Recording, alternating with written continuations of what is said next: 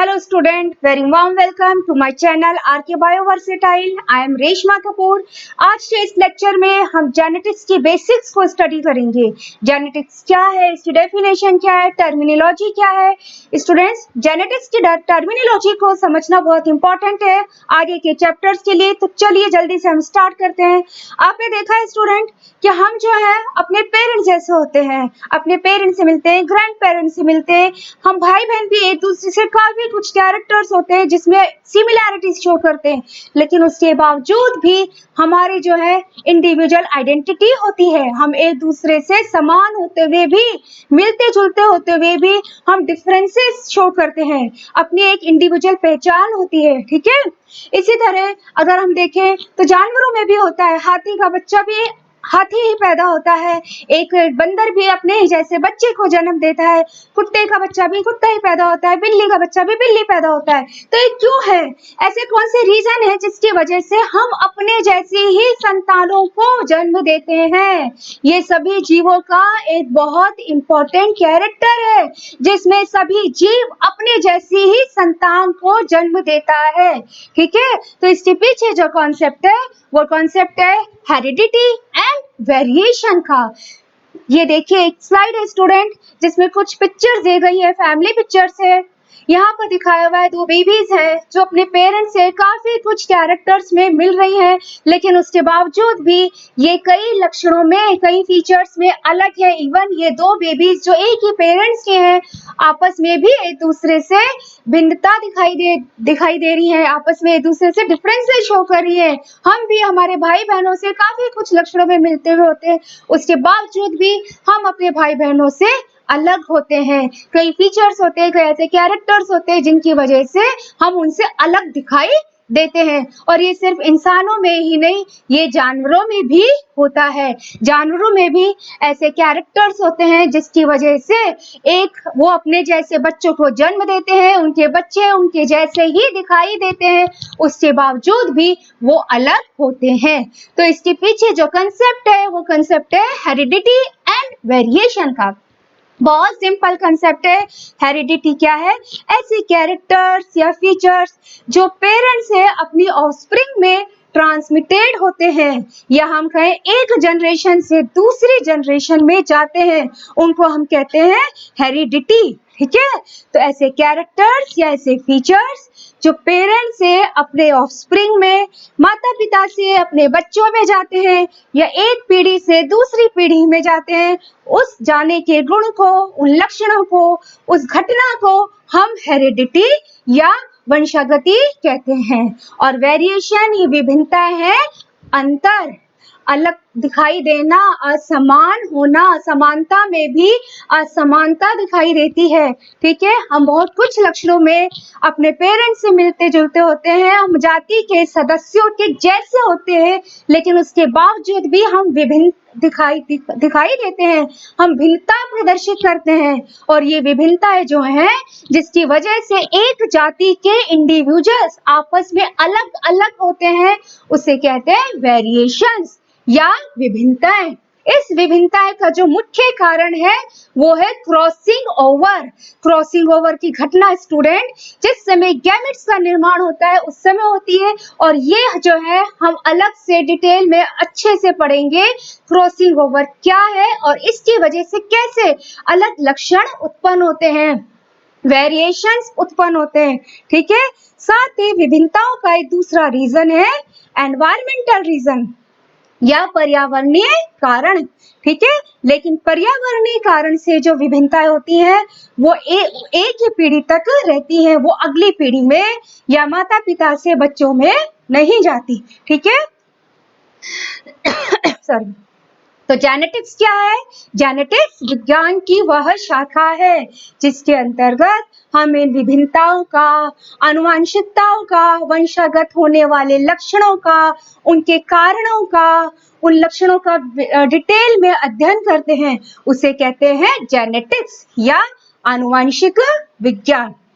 ठीक है, आनुवंशिक विज्ञान के अध्ययन के द्वारा ही हम वंशागत होने वाले लक्षणों और विभिन्नताओं में अंतर व्यक्त कर सकते हैं, हम अंतर देख सकते हैं कि ये लक्षण है जो एज इट इज पेरेंट से जनरेशन में जाते हैं, माता पिता से अपने बच्चों में जाते हैं, लेकिन कुछ लक्षण में डिफरेंसेस आ जाते हैं, क्रॉसिंग ओवर के कारण लक्षण बदल जाते हैं और वेरिएशंस दिखाई देते हैं। तो इस तरह से विज्ञान की जिस शाखा में हम आनुवंशिकता, वंशागत लक्षणों, उनकी विधियों का अध्ययन करते हैं, विभिन्नताओं का अध्ययन करते हैं, उसे जेनेटिक्स कहते हैं। स्टूडेंट्स, फादर ऑफ जेनेटिक्स है ग्रेगर जॉन मेंडल, ठीक है, ये सभी अच्छे से जानते हैं और इसके ऊपर कई बार क्वेश्चन आ जाता है ऑब्जेक्टिव में, फादर ऑफ जेनेटिक्स कौन है, और वैसे भी हमें पता होना चाहिए।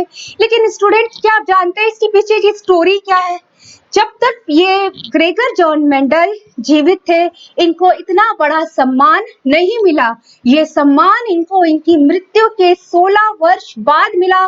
चलिए जल्दी से हम थोड़ा सा इनका देख लेते हैं। ग्रेगर जॉन मेंडल कोई बोटैनिस्ट नहीं थे, लेकिन इनकी पौधों में बहुत रुचि थी, ठीक है। ये बाय प्रोफेशन प्रीस्ट थे और मैथमेटिशियन थे। इन्होंने अपने ही चर्च में, जहां पर ये प्रीस्ट थे, वहां पर अपने गार्डन में पी प्लांट्स पर कुछ हाइब्रिडाइजेशन के एक्सपेरिमेंट्स किए। इन्होंने करीब 28,000 पी प्लांट्स पर हाइब्रिडाइजेशन के एक्सपेरिमेंट्स किए और जो रिजल्ट आए, जो एनालिसिस इन्होंने किया, उसके डेटा को इन्होंने मैथमेटिकल और स्टैटिस्टिकल रूट अपनाते हुए पूरा एनालाइज करके अपने पेपर को पब्लिश करवाया, ठीक है। लेकिन उसके बावजूद भी इन्होंने अपने वर्क को समझाने में ये फेल रहे, असफल हो गए, और जब तक ये जीवित थे इनके वर्क को किसी ने भी इम्पोर्टेंस नहीं दी। कोई समझ ही नहीं पाया कि इनका काम क्या है, इनके एनालिसिस क्या कह रहे हैं। अपने एक्सपेरिमेंट्स के दौरान इन्होंने देखा, ग्रेगर जॉन मेंडल ने देखा कि बच्चे जो हैं अपने पेरेंट्स के कुछ लक्षणों को रिटेन करके रखते हैं, और इसी वजह से एक मटर के बीज से मटर का पौधा ही पैदा होता है, एक आम के बीज से आम का वृक्ष ही बनता है, ठीक है। एक बंदर से एक बंदर का बच्चा ही पैदा होता है। लेकिन असफल रहे अपने जीते जी अपने काम को समझाने में, अपने एक्सपेरिमेंट्स को समझाने में ये फेल रहे। जो इनके फेलियर के मेन रीजन थे, उनमें से कुछ रीजन यहाँ पर स्टूडेंट मेंशन है। आप देखिए कि इन्होंने अपने काम को जो पब्लिश करवाया था, जिस जर्नल में पब्लिश कराया था, वो लोकल जर्नल था। जर्नल स्टूडेंट एक पत्र पत्रिका होती है जिसमें जितने भी अनुसंधान होते हैं, रिसर्च पेपर होते हैं, उनको पब्लिश कराया जाता है, जिसमें से फिर दूसरे वैज्ञानिक पढ़ते हैं, इसके बारे में विचार विमर्श होता है, डिस्कशन होता है, ठीक है। तो इस तरह से कोई अपनी रिसर्च है, वो रिसर्च सब तक पहुंचती है। लेकिन इन्होंने जो जर्नल चूज किया था वो लोकल जर्नल था, कोई बहुत बड़ा जर्नल नहीं था। लोकल जर्नल में कि बहुत कम लोगों तक ही उस जर्नल की अप्रोच थी। ग्लोबली अपनी बात को पहचानने के लिए, पहुंचाने के लिए जरूरी होता है कि जो भी हमारा रिसर्च है या जो भी हम अपने काम के हैं, अनुसंधान के, उससे जो परिणाम प्राप्त हुए उसको ग्लोबली फैलाया जाए, इंटरनेशनल जर्नल में पब्लिश कराया जाए। लेकिन इन्होंने जिस जर्नल को ऑप्ट करा था, जिस जर्नल में अपने पेपर को पब्लिश कराया, वो लोकल जर्नल था और उसकी पहुंच लिमिटेड थी, इसलिए इनका काम ज्यादातर वैज्ञानिकों के पास पहुंचा ही नहीं।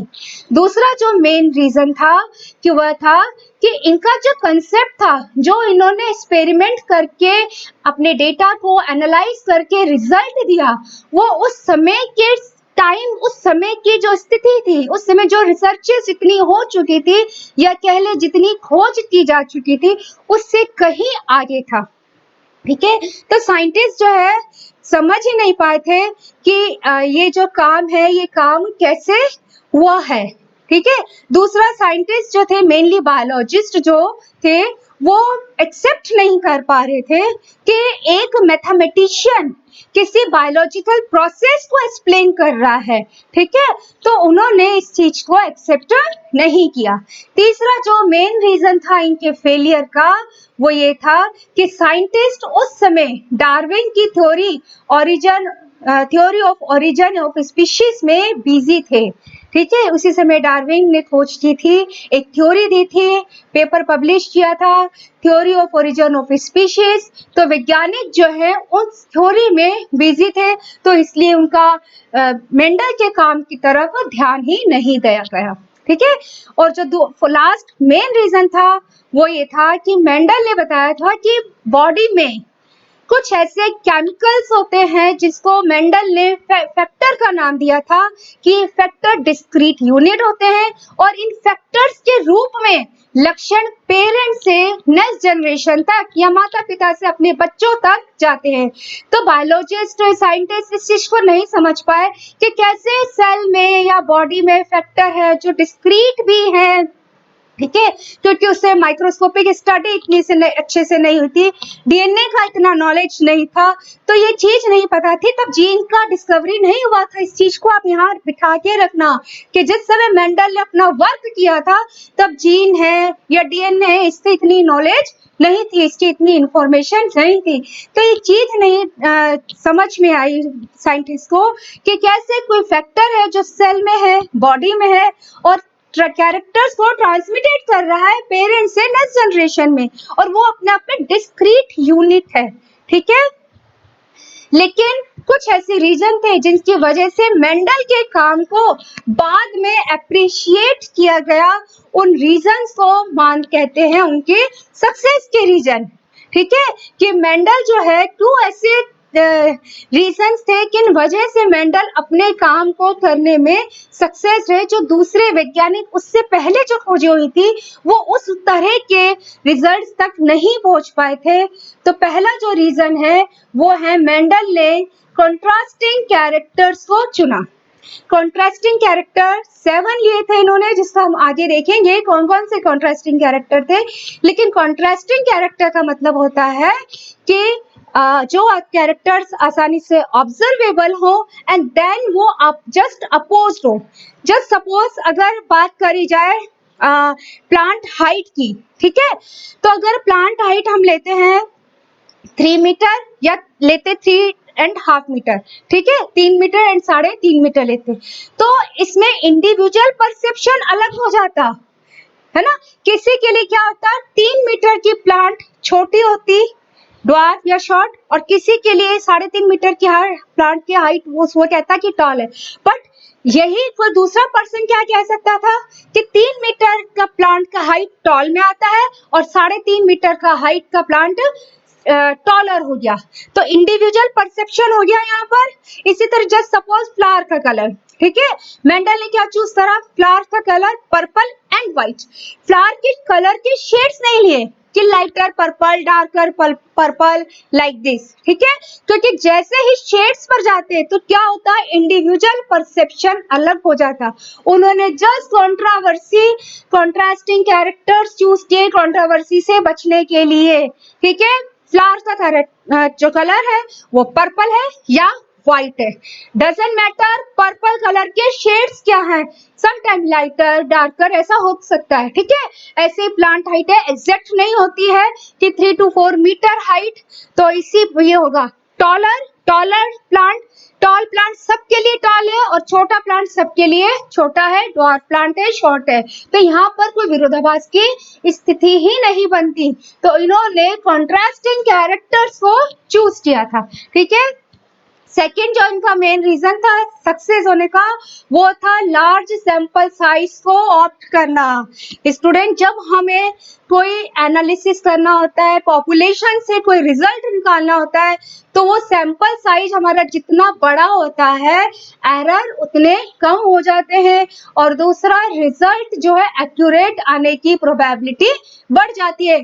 जस्ट सपोज कि अगर हम 10 पीपल में से 10 पीपल का सर्वे करें और देखें कि आंखों का रंग जो है 10 में से 8 लोगों का ब्लैक है, और हम ये कंक्लूजन निकाल दें कि ब्लैक कलर जो है ह्यूमन स्पीशीज के लिए एक डोमिनेंट कलर है, तो ये अपने आप में सर्वे जो है वो गलत है।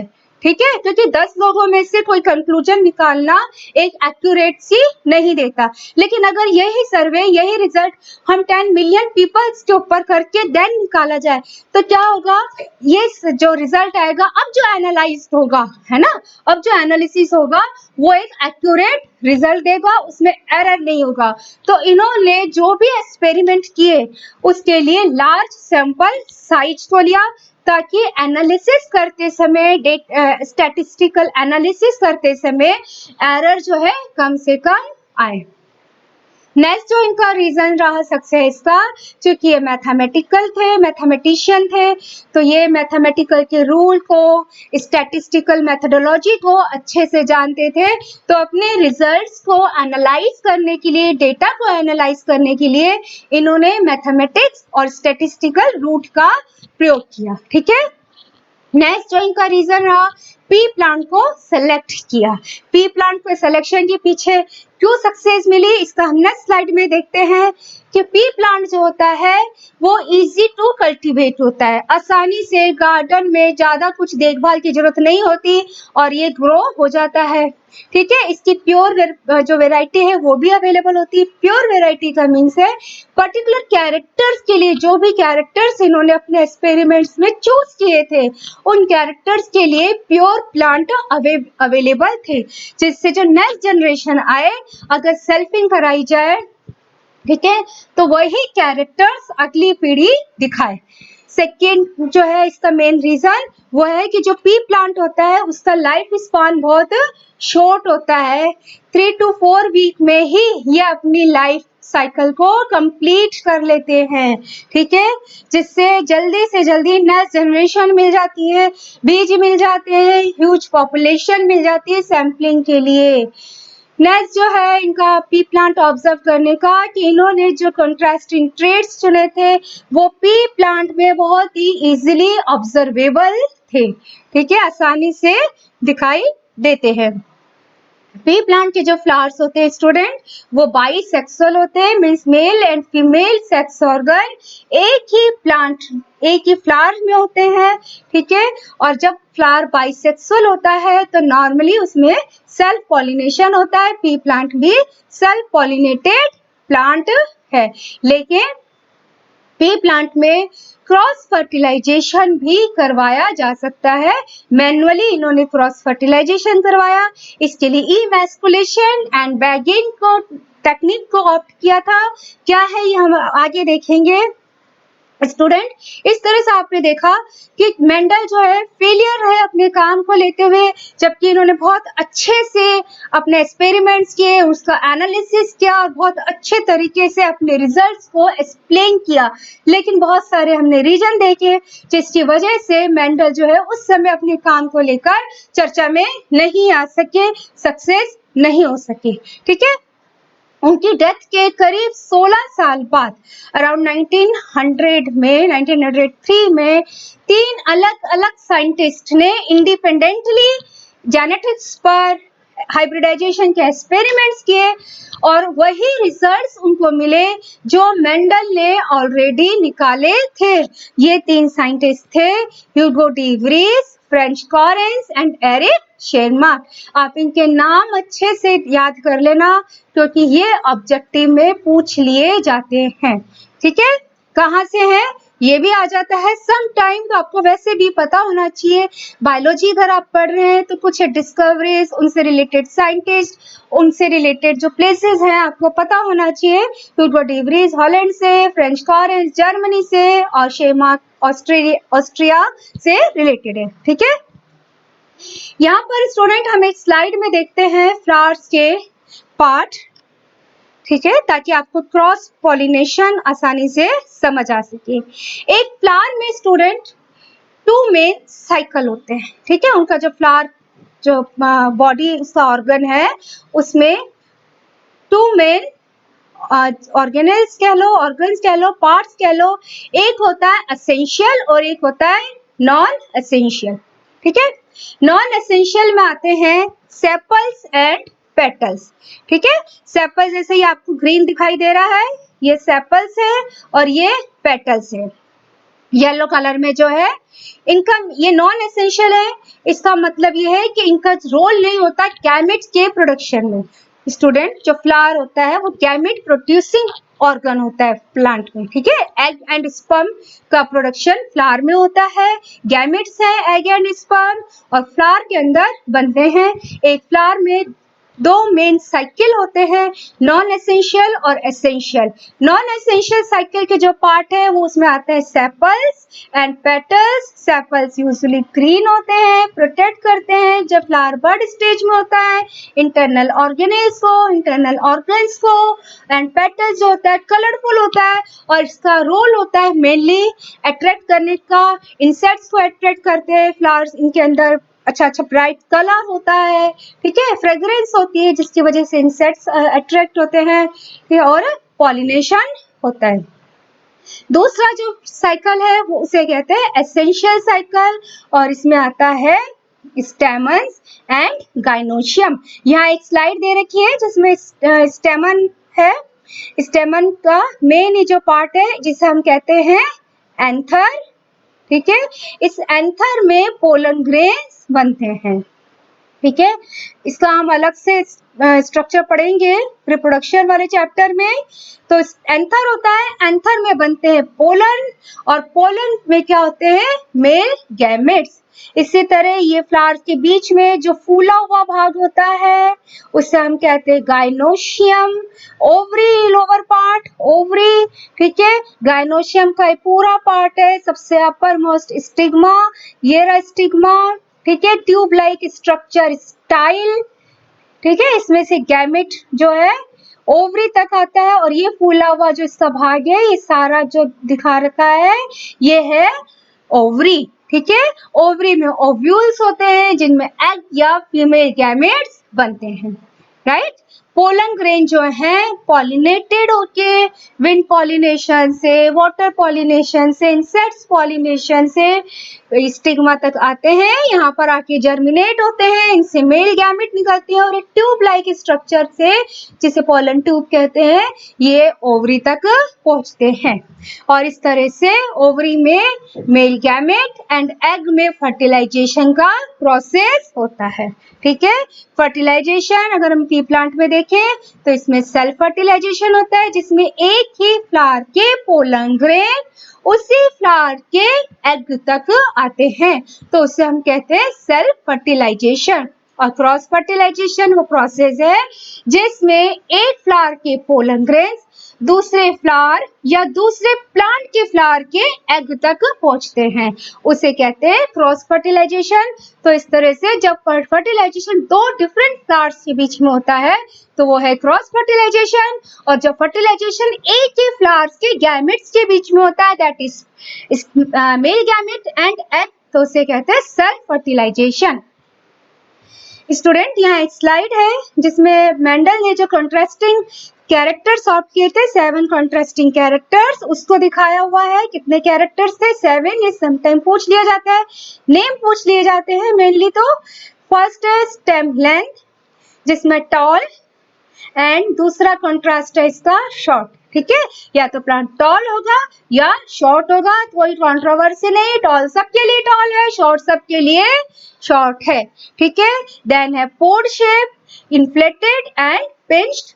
इन्फ्लेटेड मीन्स फूली हुई, अच्छी जैसे आप देख रहे हैं स्लाइड में, ठीक है, फूली हुई है। और पिंच्ड मीन्स पिचकी हुई या दबी हुई जैसे हम कह सकते हैं। सीड का शेप है round seed shape, and wrinkled shape से शेप, राउंड देख रहे हैं आप पूरा अच्छे से गोल सा, रिंकल्ड में जो है रिंकल्स या झुर्रियां हैं, ठीक है। स्टूडेंट्स, यहाँ जो इस वाली जो लाइन में जो कैरेक्टर्स है वो डोमिनेंट है। डोमिनेंट कैरेक्टर्स क्या होते हैं वो हम आगे देखेंगे, ठीक है। और ये वाली जो है ये रिसेसिव कैरेक्टर्स है, ठीक है। तो टॉल डोमिनेंट कैरेक्टर है, शॉर्ट रिसेसिव कैरेक्टर है, इन्फ्लेक्टेड डोमिनेंट है, पिंच्ड रिसेसिव है, सीड का राउंड शेप डोमिनेंट कैरेक्टर है, और रिंकल्ड रिसेसिव कैरेक्टर है। ऐसे क्वेश्चन आ जाते हैं, ठीक है, ऑब्जेक्टिव में ऐसे क्वेश्चन आ जाते हैं, तो आप ध्यान से इन चीजों को याद रखना। इसी तरह अगर सीड कलर की बात करें तो येलो कलर डोमिनेंट कैरेक्टर है और ग्रीन रिसेसिव कैरेक्टर है। फ्लावर की पोजीशन की बात करें तो एक्साइल पोजीशन जो है डोमिनेंट है एंड टॉप या टर्मिनल पोजीशन की जो है वो रिसेसिव कैरेक्टर है। एक्साइल का मीन्स होता है जब लीफ के एक्सिल से निकलती, just suppose here is a leaf और इसके एक्सिल से अगर फ्लावर बनता है, ठीक है, तो वो हो जाएगी एक्सिल पोजीशन। और अगर ये प्लांट है, ठीक है, इसके टॉप पर अगर फ्लावर बनता है तो ये हो जाएगा टर्मिनल पोजीशन। इसी तरह फ्लावर का कलर पर्पल कलर डोमिनेंट है और व्हाइट कलर रिसेसिव ट्रेट है। पॉट का कलर अगर हम देखें तो ग्रीन कलर डोमिनेंट है और येलो कलर रिसेसिव ट्रेट है। ठीक है, डोमिनेंट और रिसेसिव में अगर हम देखें स्टूडेंट, तो जब कलर के लिए रिस्पॉन्सिबल फैक्टर या एलील डोमिनेंट प्रेजेंट होता है तो वही कलर दिखाई देता है। लेकिन अगर डोमिनेंट कलर नहीं, उसका एलील नहीं होता, तो फिर हमें जो रिसेसिव ट्रेट दिखाई देता है। ठीक है, तो रिसेसिव ट्रेट वो होते हैं जो डोमिनेंट एलील की एब्सेंट में फ्लावर एग्जिबिट करता है। टेक्निक अगर हम बात करें कि मेंडल ने अपने हाइब्रिडाइजेशन एक्सपेरिमेंट्स के लिए क्या टेक्निक अप्लाई की थी, तो वो हम इस स्लाइड में अच्छे से देखते हैं कि इन्होंने टेक्निक में सबसे पहले जो है प्योर प्लांट्स लिए। प्योर प्लांट्स लेने के लिए क्या किया कि जो कॉन्ट्रास्टिंग कैरेक्टर थे, जैसे हम बात करें फ्लावर्स के कलर की, पर्पल एंड व्हाइट, तो इन्होंने दो जो है ब्रीड ली, पर्पल एंड व्हाइट की, एंड दोनों ही प्लांट्स को, बीजों को 4-5 पीढ़ियों तक उगाया। ठीक है, बोया, बीज बोए, देन उनसे पर्पल फ्लावर से पर्पल वाले फ्लावर मिले एंड व्हाइट से व्हाइट मिले, देन फिर फ्रूटिंग हुई, फिर बीज बने, फिर इनको उगाया और फिर पर्पल एंड व्हाइट। तो इस तरह से 4-5 पीढ़ी तक जब पर्पल से पर्पल फ्लावर ही मिले और व्हाइट से व्हाइट फ्लावर ही मिले, तो उनको एज ए पेरेंट कंसीडर किया कि पेरेंट है और प्योर लाइन्स हैं। ठीक है, अब हाइब्रिडाइजेशन एक्सपेरिमेंट अप्लाई करने के लिए इन्होंने क्रॉस फर्टिलाइजेशन किया। क्रॉस जो कि मटर का जो फ्लावर होता है, पाइसम सटाइवम का जो फ्लावर होता है, बाइसेक्सुअल होता है। तो बाइसेक्सुअल फ्लावर के लिए जरूरी है कि जब हम क्रॉस फर्टिलाइजेशन करेंगे तो स्टेमन का रिमूवल हो। स्टेमन के रिमूवल के लिए इन्होंने फ्लावर की अर्ली स्टेज में ही, बड स्टेज में ही स्टेमन को फॉर्सेप्स से निकाल दिया। उस प्रोसेस को कहते हैं जिसमें हम स्टेमन का रिमूवल करते हैं, इमेस्कुलेशन। ठीक है, ये पूछ लिया जाता है कि इमेस्कुलेशन क्या है। इमेस्कुलेशन, इमेस्कुलेशन, इमेस्कुलेशन क्या है, ये पूछ लिया जाता है। इस इमेस्कुलेशन एक प्रोसेस है जिसमें स्टेमन्स का रिमूवल किया जाता है। तो इन्होंने अर्ली स्टेज में ही फ्लावर से स्टेमन का रिमूवल कर दिया। ठीक है, अब फ्लावर्स की ओवरी को बैक से टाई कर दिया, उसको हम कहते हैं बैगिंग करना। फिर इन्होंने दूसरे फ्लावर्स के, यहाँ देखिए एक्सपेरिमेंट में दिखा रखा है। ठीक है, इस फ्लावर की ओवरी, यहाँ स्टेमन का रिमूवल कर दिया, इधर देखिए ये इमेस्कुलेशन कर दिया। ठीक है, इमेस्कुलेशन के बाद अब डिजायर पोलन ग्रेन या डिजायर्ड फ्लावर के गैमेट्स को इंसर्ट करने के लिए, ठीक है, क्या करते हैं, इसकी बैगिंग कर दी जाती है। बैगिंग होता है किसी थैली से बांध देना। ठीक है, अब यहाँ इस वाली पिक्चर में देखो स्टूडेंट, क्लियरली दिखा रखा है कि इस पर्पल कलर के फ्लावर के ऊपर इन्होंने क्रॉस फर्टिलाइजेशन एक्सपेरिमेंट्स के टाइम पर व्हाइट फ्लावर के स्टेमन्स को लिया और इसके स्टिग्मा पर इंसर्ट कर दिया, डाल दिया ब्रश की सहायता से, बहुत ही केयरफुली। ठीक है, अब देन इनसे जो बीज बनेंगे, ठीक है जी, पॉट बनी, पॉट में बीज बना। आपको पता है फ्लावर जो अल्टीमेटली फ्रूट में बन जाता है और फ्रूट में बीज होते हैं। अब जब इस बीज को बोएंगे तो हमें नेक्स्ट जनरेशन मिलेगी। राइट। तो यहाँ इनके जो एक्सपेरिमेंट्स है उनके स्टेप्स दिए हुए हैं। फर्स्ट इन्होंने ट्रू ब्रीडिंग पी जनरेशन ली। P generation means parent generation. Parent generation मैंने आपको बताया कैसे ली कि 4-5 पीढ़ी तक किसी एक कैरेक्टर्स के प्लांट्स के बीजों को बोते रहे और जब उसी कैरेक्टर्स के जो है हमें प्लांट मिले तो वो अपने आप में पेरेंट हो गए, प्योर लाइन हो गई। जैसे पर्पल फ्लावर के बीजों को 4-5 पीढ़ियों तक बोया जाए और हमें पर्पल फ्लावर ही मिले, और व्हाइट फ्लावर्स को बोने पर 4-5 पीढ़ियों तक व्हाइट फ्लावर ही मिले, तो ये अपने आप में ट्रू ब्रीडिंग पेरेंट प्लांट हो जाते हैं। ठीक है, अब हमने इसका मेंडल ने क्या किया, इसके सेल्फिंग की, सेल्फ पॉलिनेशन करवाया, तो पर्पल से पर्पल मिले और व्हाइट से व्हाइट। ठीक है, ये हो गई पेरेंट जनरेशन। अब इसमें हाइब्रिडाइजेशन एक्सपेरिमेंट किया। हाइब्रिडाइजेशन एक्सपेरिमेंट सेम ये वाला जो हमने अभी यहाँ पर समझा था कि पर्पल फ्लावर्स के स्टेमन को अर्ली स्टेज में निकाल लिया, इमैस्कुलेशन कर दिया एंड देन उसकी बैगिंग कर दी। फिर उसके बाद व्हाइट फ्लावर्स के स्टेमन को ब्रश की सहायता से इसके स्टिग्मा पर डाल दिया, इंसर्ट कर दिया।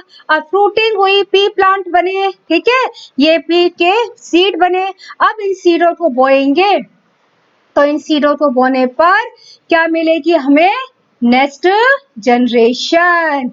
ये मिल गई नेक्स्ट जनरेशन। तो मेंडल ने क्या देखा कि जब ये एक्सपेरिमेंट करके हमने नेक्स्ट जनरेशन मिली तो सारे ही फ्लावर्स जो थे प्लांट पर, सभी फ्लावर्स पर्पल कलर के आए थे, जबकि उन्होंने एक्सपेरिमेंट में व्हाइट फ्लावर्स लिए।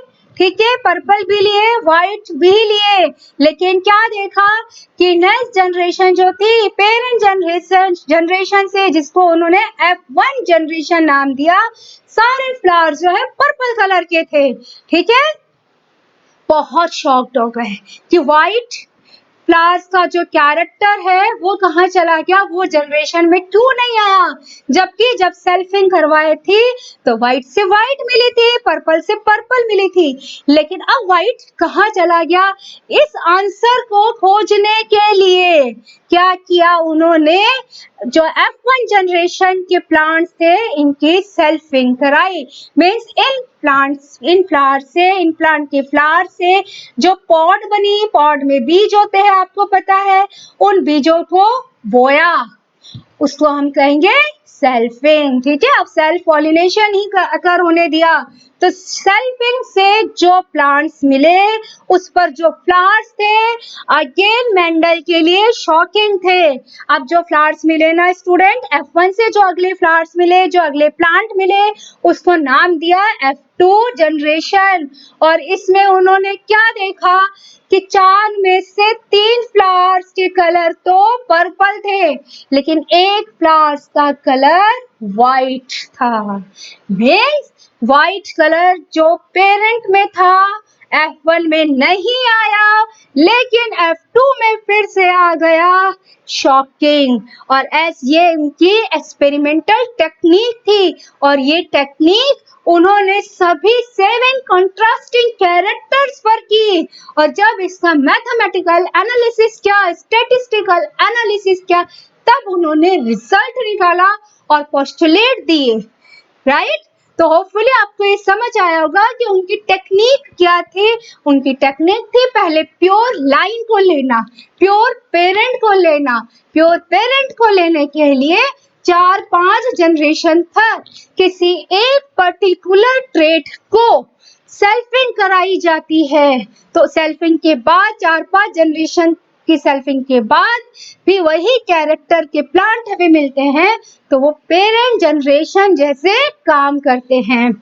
जैसे यहाँ पर पर्पल को 4-5 जनरेशन तक सेल्फिंग कराई तो पर्पल फ्लावर्स ही मिले, अब ये पेरेंट हो गए। ठीक है, ये मान लिया गया कि ये प्योर लाइन है। इसी तरह व्हाइट से व्हाइट। राइट, अब इसके बाद इमैस्कुलेशन एंड बैगिंग इसको अप्लाई किया गया, और फिर क्रॉस फर्टिलाइजेशन से जो प्लांट मिले उन प्लांट्स में क्या देखा कि सिर्फ पर्पल कलर के फ्लावर्स थे, व्हाइट फ्लावर्स नहीं दिखे। Shocking result. देन फिर अगेन सेल्फिंग कराई, ये जो F1 जनरेशन थी इन्हीं प्लांट्स में, तो क्या देखा कि अब जो नेक्स्ट जनरेशन आई है जिसको उन्होंने F2 नाम दिया, कि उसमें पर्पल और व्हाइट फ्लावर्स फिर से मिलते हैं।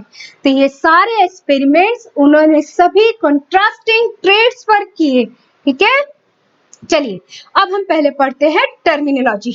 ठीक है, पहले जो टर्मिनोलॉजी है वो है जीन।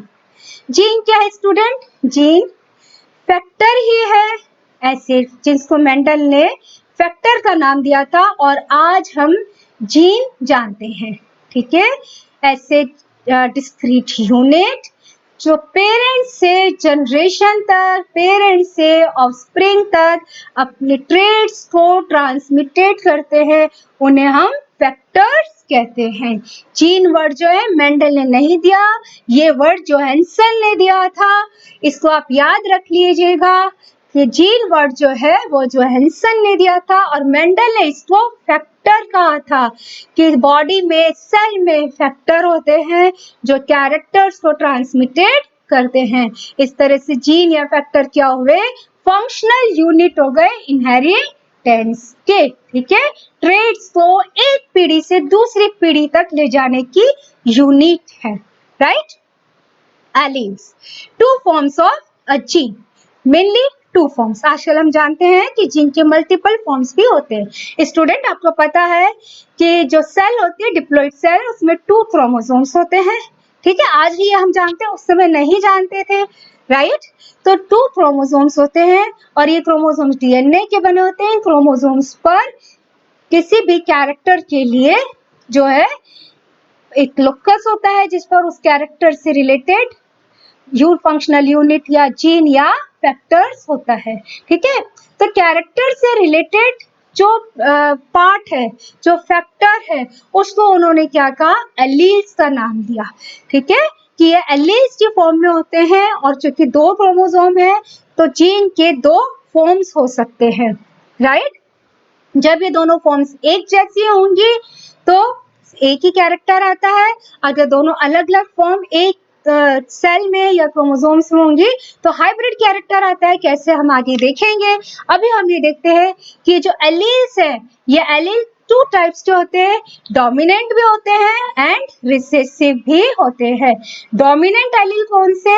ऐसे एलील, ऐसे कैरेक्टर जो F1 जनरेशन में रिप्रेजेंट होते हैं। ये मेंडल ने अपने रिसर्चेस से निकाला कि जो कैरेक्टर्स F1 जनरेशन में प्रेजेंट होते हैं वो डोमिनेंट कैरेक्टर हैं और इन कैरेक्टर्स के लिए रिस्पॉन्सिबल जो फैक्टर है, फैक्टर का जो पार्ट है वो डोमिनेंट एलील है।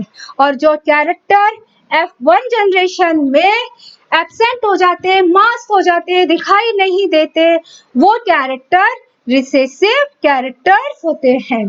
ठीक है, और इनके लिए रिस्पॉन्सिबल जो एलील होता है वो रिसेसिव एलील कहलाता है। डोमिनेंट एलील को स्टूडेंट हम कैपिटल लेटर से लिखते हैं। ठीक है, अगर हम बात करें टॉल प्लांट के लिए, अगर हम टॉल प्लांट की बात करें, टॉल प्लांट लें, तो टॉल प्लांट के लिए जो है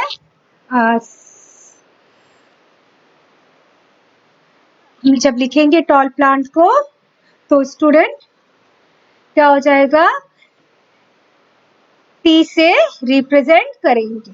ठीक है, एक जीन है, वो जीन प्लांट की हाइट को कंट्रोल करता है। ठीक है, और किस पर होता है? क्रोमोसोम पर। क्रोमोसोम कहाँ होते हैं? सेल में होते हैं। ठीक है, सेल में क्रोमोसोम प्रेजेंट होते हैं। तो जीन प्लांट हाइट के लिए जो रिस्पॉन्सिबल है, जस्ट सपोज वो इस वाले लोकस पर है, इस जगह पर है, ये जीन प्लांट हाइट को कंट्रोल करेगा। अब इसके 2 फॉर्म्स हैं, 2 डिफरेंट रूप्स है।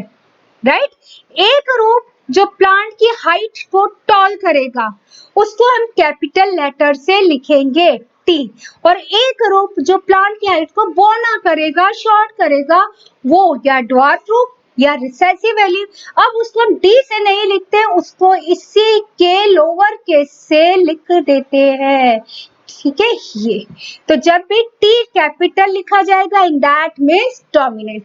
तो हर डोमिनेंट कैरेक्टर के लिए, सभी डोमिनेंट एलील के लिए हम अल्फाबेट का कैपिटल लेटर यूज करते हैं और उसी का लोअर केस हम रिसेसिव एलील को रिप्रेजेंट करने के लिए लेते हैं, right? Now another important term homozygous, ठीक है? If two alleles are of same type, अब देखिए आपको क्या बताया कि क्रोमोसोम पर जीन होता है एक पर्टिकुलर प्लेस पर, लोकस पर, जैसे यहाँ पर दे रखा है, ठीक है? यहाँ पर मैं लिख देती हूँ अभी टी और इस वाले के लिए यहाँ टी, ठीक है? अब दो क्रोमोसोम पर, इन दैट मीन्स एक सेल पर एक जीन के दो फॉर्म्स जरूर होंगे। ऐसा नहीं होगा कि किसी एक कैरेक्टर के लिए एक ही फॉर्म्स हो, क्योंकि डिप्लॉइड सेल में दो क्रोमोसोम होते हैं, उसका पेयर होता है, तो एलील भी डिप्लॉइड सेल में दो ही होंगे। तो अगर दोनों एलील एक जैसे हैं, सेम टाइप के हैं, तो वो फॉर्म्स हो जाएगा उसका होमोजाइगस, ठीक है? तो अगर हम टॉल के लिए लिखे तो ये होमोजाइगस टॉल, ठीक है? अगर दोनों एलील्स रिसेसिव के लिए है, लाइक ये ऐसे, ठीक है? तो वो हो जाएगा होमोजाइगस रिसेसिव, राइट? तो होमोजाइगस एक कंडीशन है जिसमें किसी कैरेक्टर्स के लिए रिस्पॉन्सिबल एलील्स की दोनों फॉर्म्स सेम टाइप की होती हैं। Next is heterozygous. हेटेरोजाइगस क्या होता है कि अगर किसी कैरेक्टर्स के लिए क्रोमोसोम्स पर एलील्स की दोनों फॉर्म्स डिफरेंट टाइप की होती है, एक डोमिनेंट टाइप की होती है, एक रिसेसिव होती है, तो उसे हम कहते हैं heterozygous condition. Like suppose plant height के लिए रिस्पॉन्सिबल क्रोमोसोम पर एक एलील तो टॉलर जीन का है जो टॉलनेस देगा प्लांट हाइट को, और एक एलील रिसेसिव का है ये, ठीक है? यहाँ पर हो गया ये एलील, तो क्या हो गई ये कंडीशन हेटेरोजाइगस, ठीक है? तो हेटेरोजाइगस कंडीशन में एक डोमिनेंट होता है और एक रिसेसिव होता है। नेक्स्ट टर्मिनोलॉजी जो है वो है phenotype and genotype. Student, phenotype का मतलब होता है एक्सटर्नल अपीयरेंस, बाहर से कैसा दिखाई देता है। How any trait looks externally mean बाहर से पर्पल फ्लावर कैसा दिखाई दे रहा है, पर्पल। व्हाइट फ्लावर कैसा दिखाई दे रहा है, व्हाइट, ठीक है? तो फिनोटाइप मीन्स होता है आउटर अपीयरेंस। मान लो एक प्लांट टॉल है या फ्लावर का पर्पल कलर है, ठीक है? पर्पल कलर का फ्लावर है, क्या हम ये कह सकते हैं कि पर्पल कलर का फ्लावर क्यों पर्पल है? क्योंकि इसके एलील जो है वो पर्पल कलर के हैं, राइट? लेकिन वो एलील होमोजाइगस है कि हेटेरोजाइगस है? मीन्स पी दोनों एलील्स डोमिनेंट है या एक एलील तो डोमिनेंट है लेकिन दूसरा एलील रिसेसिव है, ठीक है? तो ये है जीनोटाइप। मीन्स जब किसी ट्रेड्स के लिए, किसी कैरेक्टर्स के लिए हम उसका जेनेटिक मेकअप भी देखते हैं कि पर्टिकुलर वो फिनोटाइप किस टाइप के एलील्स की वजह से है, क्या दोनों डोमिनेंट एलील की वजह से या दोनों रिसेसिव एलील की वजह से या एक डोमिनेंट और एक रिसेसिव एलील के कारण वो ट्रेट है, तो उस कंडीशन को, उस कैरेक्टर्स को, उस टर्मिनोलॉजी को हम कहते हैं जीनोटाइप। तो फिनोटाइप एक्सटर्नल अपीयरेंस दिखाता है कि flower colour is purple, but genotype भी बताता है कि पर्पल कलर दो डोमिनेंट रिसेसिव के कारण है या एक डोमिनेंट और एक रिसेसिव एलील के कारण है, ठीक है? तो जब भी हम जीनोटाइप की बात करेंगे तो हम जेनेटिक मेकअप देखेंगे पर्टिकुलर किसी ट्रेट के लिए, जैसे यहाँ पर दिया हुआ है purple colour and white colour, ठीक है? प्योर लाइंस क्या होता है? जब कोई पर्टिकुलर जीनोटाइप सेलेक्ट किया जाता है 5 और मोर देन 5 टाइम्स, उससे जो फिर वही जीनोटाइप 4-5 पीढ़ी तक सेल्फिंग के बाद भी वही जीनोटाइप आता है, हमें रिजल्ट में जीनोटाइप में डिफरेंस नहीं दिखाई देता, नहीं आता, तो हम कहते हैं कि वो अपने आप में प्योर लाइन है। जैसे मेंडल ने अपने वर्क के लिए प्योर लाइंस के लिए पर्पल एंड व्हाइट फ्लावर्स की ब्रीड को 4-5 टाइम्स तक ब्रीड कराया, ठीक है, उनकी सेल्फिंग कराई, तो after every generation, after every selfing उनको पर्पल कलर ही मिला, ठीक है। तो प्योर लाइन होता है जब कोई पर्टिकुलर जीनोटाइप 4 और 5 टाइम्स या उससे ज्यादा सेल्फ कराया जाता है और उसके बाद भी रिजल्ट में हमें वही जीनोटाइप मिलता है। नेक्स्ट है क्रॉस। क्रॉस क्या होता है? जब दो डिफरेंट कॉन्ट्रास्टिंग ट्रेड्स में हम रिप्रोड्यूसिंग कराते हैं, ब्रीडिंग कराते हैं, तो उसको हम कहते हैं क्रॉस कराना, ठीक है। जैसे पर्पल और व्हाइट फ्लावर को क्रॉस कराया जाए।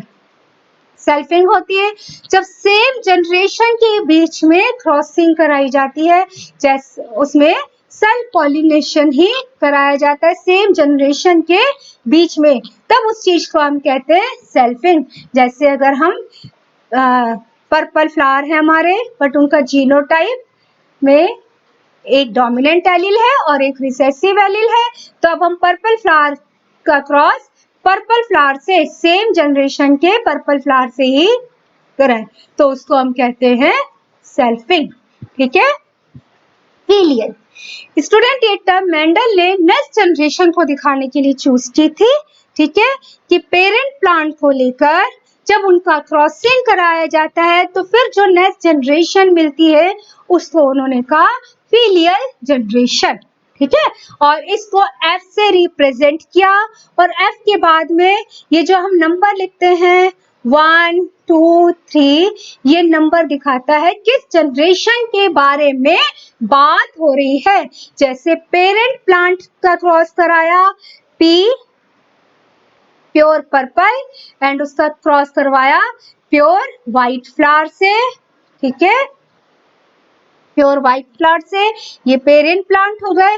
इस पेरेंट प्लांट से जो फर्स्ट हमें जनरेशन मिली ये हो गई फर्स्ट फिलियल जनरेशन और F1।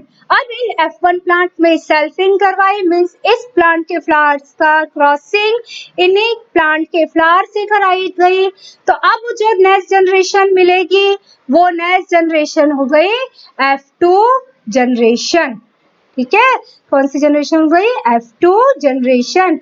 F2 जनरेशन के बीजों को बोने से फिर जो अगली पीढ़ी मिलेगी वो हो गई F3 जनरेशन। तो पर्टिकुलर फिलियल मतलब होता है अगली पीढ़ी, नेक्स्ट जनरेशन, और इसके नंबर बताते हैं कि हम किस पीढ़ी के बारे में बात कर रहे हैं। नेक्स्ट एक बहुत इंपॉर्टेंट टर्मिनोलॉजी है पुनेट स्क्वायर। ये एक साइंटिस्ट है, इन्होंने जो है जेनेटिक्स प्रॉब्लम्स को किस तरह से सॉल्व किया जाए इसको एक चेकर बोर्ड के द्वारा इन्होंने समझाया।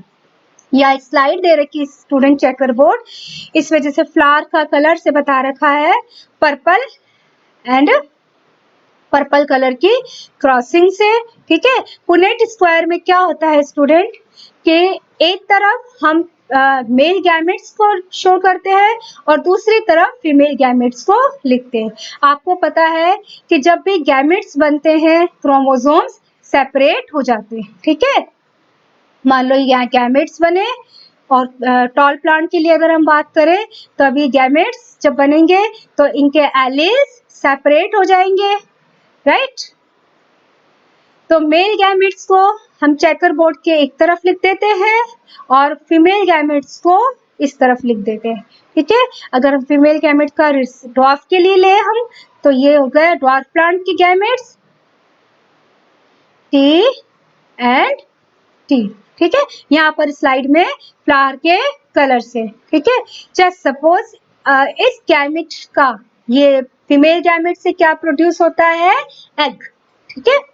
अगर इस गैमेट का फ्यूजन इस वाले पोलन ग्रेन से होगा तो जो सेल में अब क्रोमोसोम में एलील की पोजीशन आएगी, जो सेल बनेगी उसमें दोनों एलील्स कैसे आ गए? डोमिनेंट। ये भी पॉसिबल है इस गैमेट का या इस एग का फ्यूजन इस वाले पोलन ग्रेन से हो, तो अब एक एलील डोमिनेंट का आ गया और एक रिसेसिव का आ गया, ये भी संभावना है कि इस वाले एग का फ्यूजन इस वाले स्पर्म से हो, ठीक है। तो क्या गया, एक डोमिनेंट एंड एक रिसेसिव, एंड क्वाइट पॉसिबल इस एग का फ्यूजन इस वाले गैमेट से हो, तो ये दोनों रिसेसिव आ गए, ठीक है। तो क्या बना, हमने क्या देखा कि 3 फ्लावर्स को पर्पल मिल गए और एक फ्लावर व्हाइट का मिल गया। तो पुनेट स्क्वायर से हम जेनेटिक प्रॉब्लम्स को एनालाइज कर सकते हैं, हमें देख सकते हैं कि क्यों हमें 3 पर्पल और एक व्हाइट फ्लावर मिल रहा है, इनका जेनेटिक कॉन्स्टिट्यूशन क्या है, क्योंकि हम जीन्स को ऐसे नहीं देख सकते, हमें देखना हो कि किस रेशो में अगर हम पर्पल फ्लावर्स में क्रॉस कराते हैं तो किस रेशो में हमें पर्पल एंड व्हाइट फ्लावर्स मिलते हैं। अगर हम 2 हाइब्रिड प्लांट्स को लेते हैं, जैसे यहाँ पर हाइब्रिड है, तो किस रेशो में हमें पर्पल एंड व्हाइट फ्लावर्स मिलते हैं, उसको देखने के लिए एक चेकर बोर्ड बनाया जाता है। इस चेकर बोर्ड को पुनेट स्क्वायर कहते हैं। इस चेकर बोर्ड के एक तरफ मेल गैमेट्स को लिखा जाता है और दूसरी तरफ फीमेल गैमेट्स को लिखा जाता है। जैसे अब अगर हम इस स्लाइड के लिए बनाए या टॉल प्लांट के लिए, इसको हम मेल बना दें कि मेल जैसे है और इसका हम फीमेल प्लांट कर दें, मीन्स हमने इस प्लांट के जो फ्लावर्स है उसमें से स्टैमन को रिमूव कर दिया, तभी फीमेल प्लांट जैसे काम करेगा, ठीक है। क्योंकि यहाँ पर दोनों एलिल्स एक जैसे हैं, तो जो गैमेट बनेंगे उसमें एक ही टाइप का एलिल होगा, ठीक, राइट। और यहाँ भी दोनों एलिल सेम है, होमोजाइगस ड्वार्फ है, तो अब यहाँ जो एलिल बनेगा वो भी सेम होगा, टी, ठीक है। अब इन दोनों का सेल्फिंग हुआ, तो कैसे मिले सभी प्लांट, इनका जीनोटाइप क्या है, टी टी, राइट। तब सभी प्लांट्स कैसे मिले, टॉल प्लांट बट हाइब्रिड या हेटेरोजाइगस टॉल प्लांट, ठीक है। तो एक डोमिनेंट एलील जब प्रेजेंट होता है तो रिसेसिव एलील अपना जो है फिनोटाइप को एक्सप्रेस नहीं कर पाता। रिसेसिव एलील को अपना फिनोटाइप एक्सप्रेस करने के लिए होमोजाइगस होना पड़ता है, तभी रिसेसिव एलील अपना फिनोटाइप एक्सप्रेस कर सकता है। तो जिस एलील की प्रेजेंस में दूसरा एलील अपने फिनोटाइप को एक्सप्रेस नहीं कर पाता, वो एलील तो हो गया डोमिनेंट, और दूसरा वाला एलील जिसका फिनोटाइप या ट्रेट या कैरेक्टर मास्किंग हो जाती है, छिप जाता है, वो हो गया रिसेसिव ट्रेट, राइट। तो इस तरह से स्टूडेंट हमने टर्मिनोलॉजी को देखा, मेंडल क्यों अनसक्सेसफुल रहा, क्यों उसके जो है वर्क को उनके जीते जी इतनी इंपॉर्टेंस नहीं मिली, क्यों उन्होंने पी प्लांट को ऑप्ट किया था, चूज किया था, तो ये सही कई सारे हमने रीजंस देखे, ठीक है। तो नेक्स्ट वीडियो में हम जल्दी ही monohybrid, dihybrid, trihybrid process को पढ़ेंगे, मेंडल्स के लॉ क्या है इसको पढ़ेंगे, और उसके बाद हमारे नेक्स्ट चैप्टर चलता रहेगा। तो जेनेटिक्स की इस पूरी सीरीज में आप डेली एक चैप्टर को जल्दी से रीड कर लेंगे, रिकॉल कर लेंगे और अपनी तैयारी बहुत ही आसानी से कर लेंगे। तब तक के लिए अपना पढ़ाई करें, अच्छे से रहे, मेरे चैनल को लाइक कर ले, शेयर करें, सब्सक्राइब करें। Thank you student.